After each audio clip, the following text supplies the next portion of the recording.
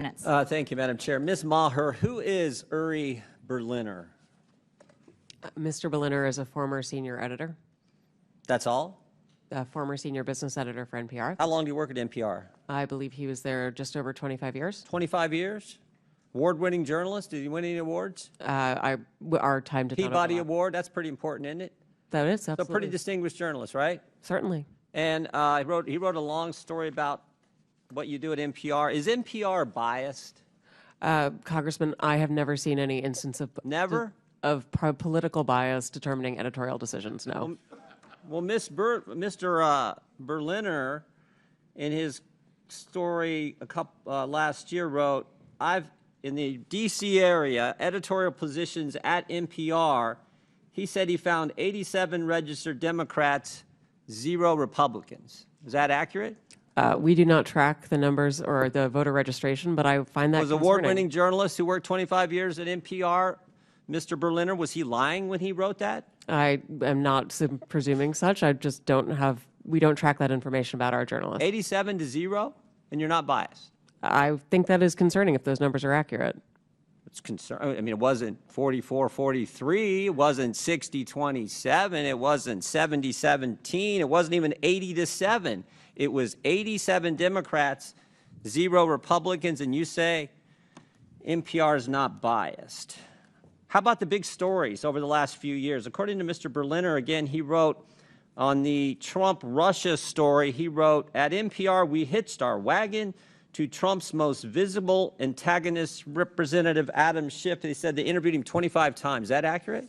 I was not there at the time, but those numbers sound accurate. Yes. Those sound accurate. But then he said when the Mueller report came out and Robert Mueller said he found no evidence of collusion, he said Russiagate faded from our programming. Is that accurate? Again, I was not there at the time. I couldn't say. You couldn't say? I was not at NPR at the time. You didn't prepare for that? You knew we were going to ask you about this guy, didn't you? It's come up like 6,000 times already in the hearing. I just couldn't say whether it faded from our coverage, sir. How about this story? October 2020, the New York Post had the Hunter Biden laptop story, and one of those editors, I guess one of those 87 Democrat editors, said this: we don't want to waste our time on stories that are not really stories. We don't want to waste the listeners' and readers' times on stories that are just pure distractions. Was that a pure distraction story? Our current editorial leadership believes that that was a mistake, as do I. Yeah, the whole country knows that was a mistake. Definitely impacted the election, or I think it certainly impacted the election. How about the COVID origin story? That's a pretty big story too, right?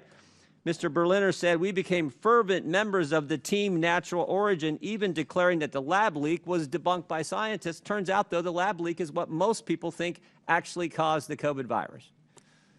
Sorry, sir, is there a question there? There is. You guys were 0 for 3 on the three of the biggest stories in the last 5 years. You guys were 0 for 3, and yet you maintain that NPR is not biased?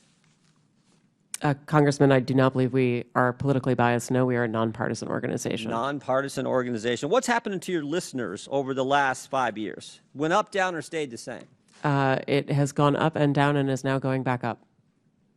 Well, I thought 5 years ago it was at 60 million. And you said in your opening statement, I think, 43 million. That's correct.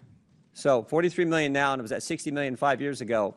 I can do some math. That looks like it went down. And is now going back up. It's now going back up? Yes, it is. How much has it went back up? It's gone up a couple of millions over the past years. So you went from 60 million to 41 million. Now you're back up to 43 million. In a year's time, I'm very proud of that growth, sir. Okay, you're proud of that growth. Okay. But over 5 years, it's went down 18 million. That is correct, sir. Okay. Should taxpayers subsidize NPR? I believe that taxpayers subsidize local stations, sir. That is the vast majority of what I thought you said you got 11 million from Corporation of Public Broadcasting, which is taxpayer funded directly to you, right? That is to support the public and radio then local satellite stations system. get it from the Corporation of Public Broadcasting, right? They get taxpayer 100 money. million that goes to the local 100 million goes to yes. local stations, and then those local stations buy back programming and content from you. So that money goes to the local stations, comes back to you, gets routed through the local stations, all taxpayer money. Those fees are actually based on private donations rather than on federal funding. Well, we all know money's fungible, so some of it gets put in there. Certainly, we could agree that money is fungible. What? More money for less listeners. You fired the guy who pointed all this out, who said that you were so biased to the left that you lost listeners, which is exactly happening, and you're here maintaining that, you need to continue to get taxpayer money. I did not fire Mr. Berliner, sir. Okay, the guy that left after all that. Understand. Are you fundraising off today's hearing? Sir, I believe that there was a message that went out earlier today letting people know we were coming in. Yes. Yeah, and at the bottom of the message it said, donate now, right? I don't recall the exact I can language. show it to you. Right there it is, donate now. I mean, I'm not against fundraising. We all do it. I mean, I get it. But it's, I assume this fundraising thing is probably going to all the left listeners who are subsidized content by the taxpayers, and that's The the gentleman's rub. time is That's the expired. rub. I yield back. I now recognize Ms. Randall from Washington for 5 minutes. Thank you so much. You know, I